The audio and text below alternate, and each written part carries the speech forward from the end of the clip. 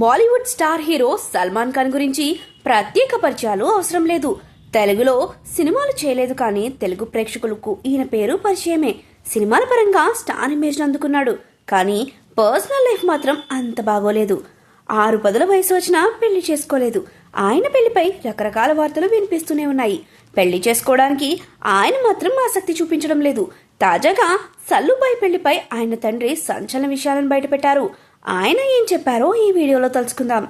Hero Salman Khan హీరోయిన్లతో ప్రేమాయణం నడిపించాడు. ఎంతో మంది హీరోయిన్లతో డేటింగ్ లో ఉన్నారన్న వార్తలు గతంలో చాలాసార్లు వినిపించాయి. పెళ్లి వరకు వెళ్లినా ఆగిపోయిన సందర్భాలు అనేకమున్నాయి.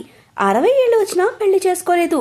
ఆయన పెళ్లి గురించి బాలీవుడ్ మీడియాలో ఏదో ఒక వార్త వినిపిస్తూనే ఉంటుంది.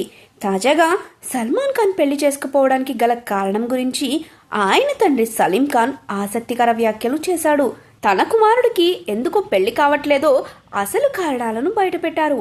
ఇటీవల ఓ ఇంటర్వ్యూలో సలీం ఖాన్ పాల్గొన్నారు. ఆ సందర్భంగా సల్మాన్ ఖాన్ పెళ్లి గురించి మాట్లాడారు.